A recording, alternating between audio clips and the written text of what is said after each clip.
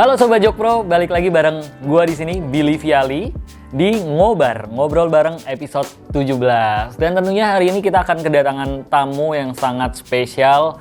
Beliau adalah seorang CEO salah satu perusahaan startup di Indonesia dan kita ngobrol bareng bersama dengan Mas Allen Bobby. Halo Mas. Halo.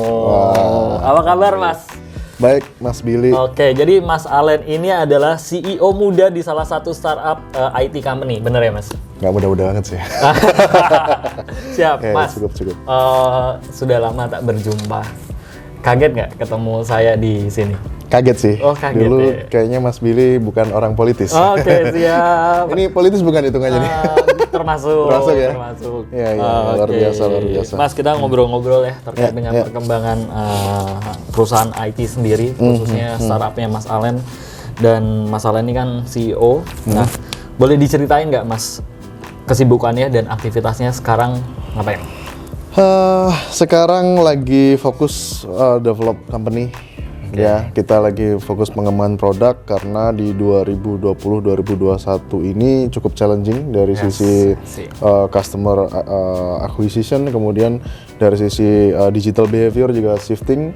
Makanya kita bekerja lebih ekstra dari sisi product development terutama karena ya kejadian banyak customer kita yang menggantungkan bisnisnya kepada platform kita. Yes, it's good ya. Berarti sebetulnya dengan adanya pandemi COVID, aku melihat ya bahwa banyak perusahaan-perusahaan yang mau tidak mau akhirnya kalian harus digitalisasi nih. Yes. Benar ya? Betul. Oke. Nah, Mas, sebelum jauh ke sana, boleh diceritakan juga background pendidikannya, terus akhirnya bisa menjadi CEO ini seperti apa? Saya backgroundnya dulu kuliah sistem informasi sih Mas. Oke, sistem informasi. Sebenarnya cenderung ke sastra sih sebenarnya awalnya. Sastra pemrograman. Jadi belajar sastra, sistem informasi, baru kuliah S2 di magister sistem informasi juga. Oke, dan akhirnya berkarir. Iya. Terus kemudian bekerja beberapa tempat, akhirnya ya memutuskan untuk bikin company sendiri. Nah, apa triggernya? Triggernya dari passion sih awalnya. Okay. Ada passion, bertemu dengan masalah yang saya temukan di beberapa customer saya di perusahaan sebelumnya, sehingga terbentuklah ada produk dan service yang saya buat sekarang dan saat ini masih berjalan. Oke, berarti yang pertama adalah passion, terus kemudian menemukan case dan menginspirasi ya? Iya. Jadi kalau teman-teman pengen banyak inspirasi, banyakin masalah. Banyak ketemu masalah dan mencari solusi dari masalah tersebut. Iya, siap. Akhirnya menjadi inspirasi dan membuat platform yang sekarang. Nah, boleh diinformasikan ke teman-teman apa nama platformnya, terus kemudian apa functionality dari platform tersebut? Ya, jadi kita bicara masalahnya sedikit ya. Okay. Masalahnya itu banyak perusahaan atau brand itu susah berkomunikasi dengan customernya. Perusahaan besar, medium maupun SME ya. Itu susah berkomunikasi. Banyak yang akhirnya bikin website, banyak yang akhirnya bikin mobile apps gitu ya. Padahal website dan mobile apps itu biayanya besar. Bukan biaya, selain biaya bikinnya adalah biaya orang pakainya. Orang harus download atau buka webnya lambat. Kemudian download apps itu costly kan secara storage dan segala macam, dan kegunaannya mungkin nggak segitu banyaknya. Makanya di sini kita hadir membuat AI bot untuk hadir di dalam semua channel, website, mobile apps, messaging channel, WhatsApp, Line, dan lain sebagainya. What the meaning for AI? Oh ya, sorry. AI itu kan kita berbicara artificial intelligence lah ya, kecerdasan buatan, gimana komputer itu bisa memimik behavior daripada pattern atau data yang kita latih di situ.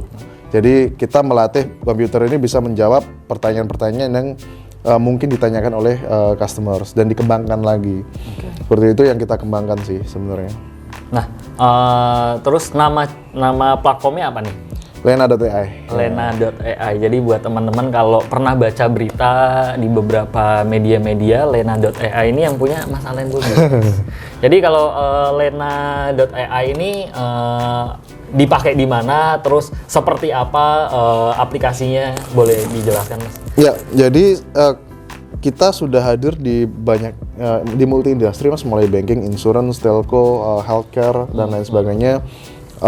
Kita itu semacam aplikasi tapi di dalam messaging. Jadi kalau sekarang kita semua pasti punya WhatsApp ya. WhatsApp, Telegram, Line gitu ya salah satu. Kita ada aplikasi di situ. Ada robot di situ yang bisa diajak ngobrol tapi juga bisa melakukan perintah. Okay.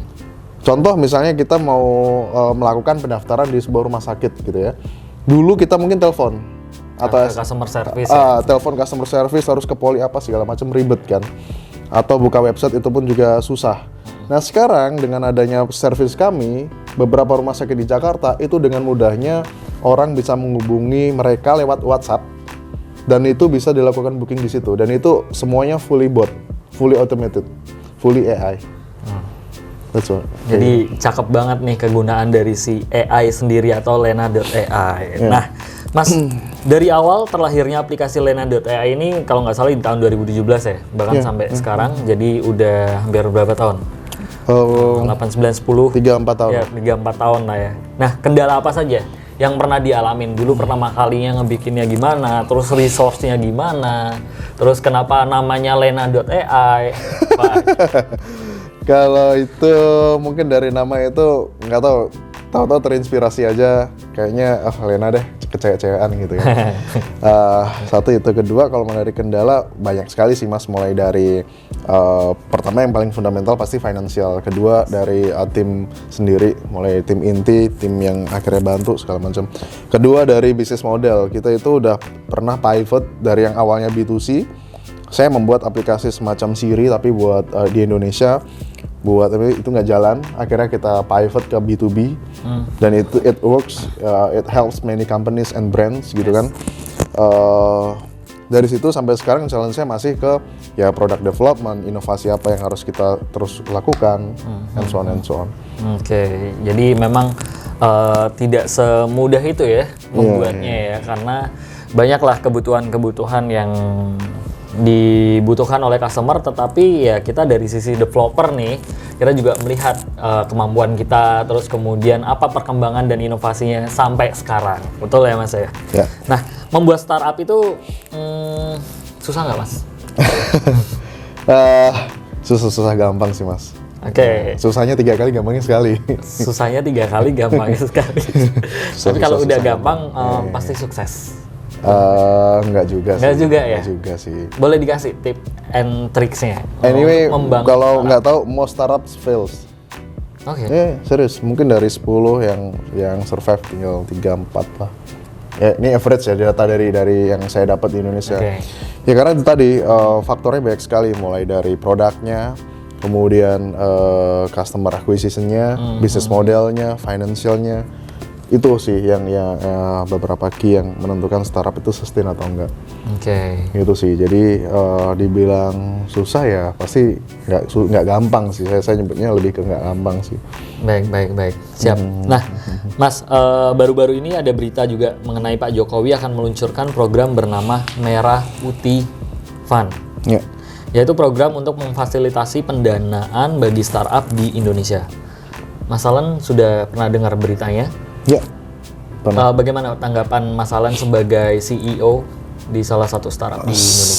Saya kira Pak Jokowi cukup melek dan cukup ini ya, antusias ya terhadap adanya startup digital, kemudian entrepreneur di Indonesia, khususnya di yang tadi startup digital tadi. Karena dulu juga pernah buat 1000 startup digital ya. Okay. Saya kira itu sangat bagus, seperti Merah Putih Fund, dan kalau nggak salah itu didukung juga oleh BUMN ya untuk fundingnya ya. Nah, paling yang saya soroti adalah bagaimana mekanisme pendistribusian daripada funding tersebut sih. Okay. Kemudian juga kriterianya seperti apa, sehingga jangan sampai ada semacam dibilang pengkelompokan tertentu lah oleh salah beberapa entitas tersebut aja. Jadi itu aja sih yang saya soroti. Oke. Nah, Mas, berarti termasuk bagus ya dengan adanya si Merah Putih Fund.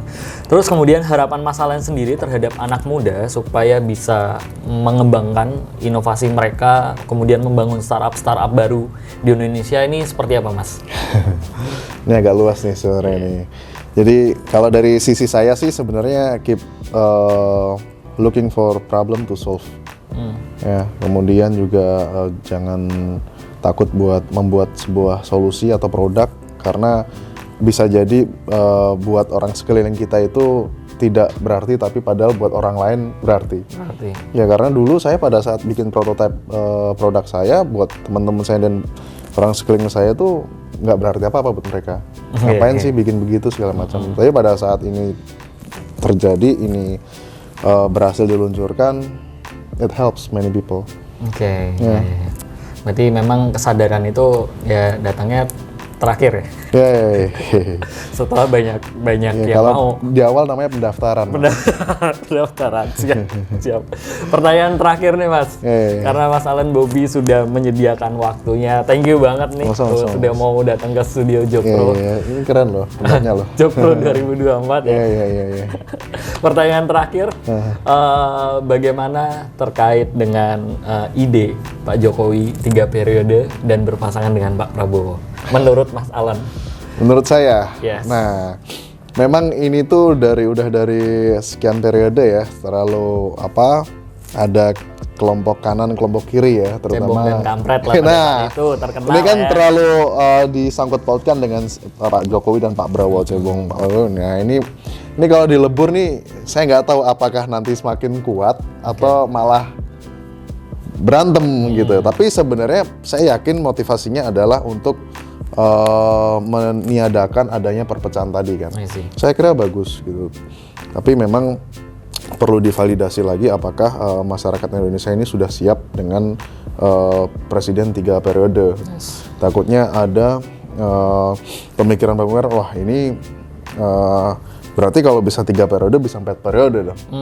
Itu sih yang harus betul-betul di ini. Prinsipnya sih kalau dari sisi personal dan dari sisi pencapaian ya, Pak Jokowi so far so good lah saya bilang. Itu sih. Berarti terbukti dengan adanya beberapa program yang didukung ya. Benar. Dari sisi digitalisasi juga nih. Iya, dan saya rasa salah satu presiden yang diakui dunia adalah Pak Jokowi. I see. Nah, Sobat Jokpro, itu tadi dia obrolan panjang saya bersama Mas Alen Bobi. Beliau adalah CEO dari PT Sinergi Digital Teknologi atau pemilik chatbot AI, Lena.ai. Jadi buat teman-teman jangan lupa kalau mau ngulik-ngulik tentang apa sih AI, apa Lena.ai, dan tentang perusahaan beliau ada di Google. Dan thank you banget Mas Alen sudah menyediakan waktu untuk berbincang-bincang di studio Jokpro 2024. Dan sebelum saya akhiri, mungkin kita bisa tos dulu. Siap. Nah, kita minum dulu. Saya minum kopi aja. Oh ya udah, kita kopi deh, sama-sama kopi ya. Oke. Kopiku nikmat, wah. Bukan gitu ya. Ya, teman-teman jangan lupa like, subscribe channel YouTube Jokpro 2024 dan tetap saksikan di Ngobar episode selanjutnya. Sampai jumpa. Thank you, Mas Alen. Thank you.